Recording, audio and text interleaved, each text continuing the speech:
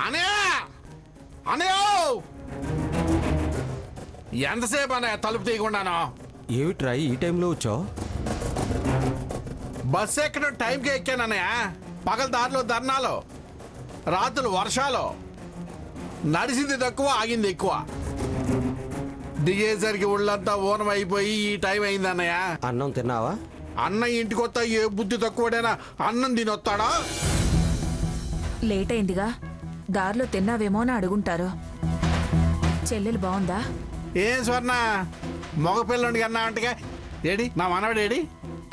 నిద్రపోతున్నాడు బాబాయ్. ముందు నువ్వు భోంచెద్దు గానిరా, తర్వాత చూద్దులే. ముందు వెళ్ళరా. అవును, మీ ఇద్దరు పుట్టింట్లో ఉన్నారేంటమ్మా? ఆరా తీయడం మొదలెట్టాడు. పురుడు పోసుకునేది పుట్టింట్లోనే కదా. ముందు నువ్వు భోజనానికి రా. అది కాదు వదినా. బాబాయ్ చాలా పొద్దుపోయింది, ముందు నువ్వు వెళ్ళు. ఏంటమ్మా సీత, నీ ముఖం అలా ఉందండి? ఏమైంది? బాగానే ఉంది కదా బాబాయ్. ఏదో ఏ చేర్చి ముఖం తుడుచుకున్నట్టుంటేను. నిద్రలో లేచావు, ఏడవలసిన అవసరం ఏంటి బాబాయ్? ఏంట్రా అర్ధరాత్రి అంకం శివాలన్నట్టు? వెళ్ళి తిని పడుకో, రేపు మాట్లాడుకోవచ్చు.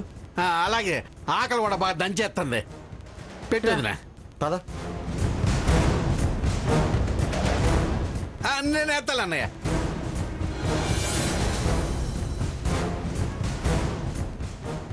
ఏంటమ్మా ఏదో అన్నావు? 15 లక్షల అవసరని ఏదో ముక్కలుగా వినపడిందమ్మా. ఆ స్వర్ణకి ఏం కష్టం వచ్చిందోనని ఎమ్మటే బయలుదేరి వచ్చానమ్మా. ఏంటమ్మా ఈ విషయం? బాబాయ్ మరి నేను అడిగిన 15 లక్షల సంగతి ఏం చేశావు? సొమ్ము నా చేతిలో పడకపోతే నువ్వు వచ్చి ఉండాల్సింది నా ఇంట్లో. నువ్వు నీ కొడుకుని కోర్టు ద్వారా కూడా నీ సొంతం చేసుకోలేవు. అయ్యో తల్లి, ఎంత కష్టం వచ్చి పడిందమ్మా. ఆ మంగమ్మ అంత దుర్మార్గానికి ఒడిగట్టిందా? ఆవిడ అహంకారం అనసాల్సిందే. స్వర్ణ, నువ్వేం దిగులు పడమాక.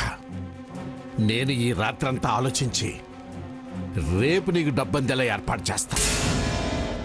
నిజమా బాబాయ్? ఎప్పుడు అబద్ధాలాడే ఈ రాధాకృష్ణ నా కూతురు కష్టం చూడలేక మొట్టమొదటిసారి నిజం చెప్తున్నాడు. నిన్ను గెలిపించి తీరతా. నా మీద భరోసా ఉంచు, సరేనా? సరే బాబాయ్. రేపు పెందలాడే రెడీగా ఉండు. నేను ఎస్సానుగానే బయలుదేరిపోవు. మనం కలిసి వెళ్తే మరి వీళ్ళు?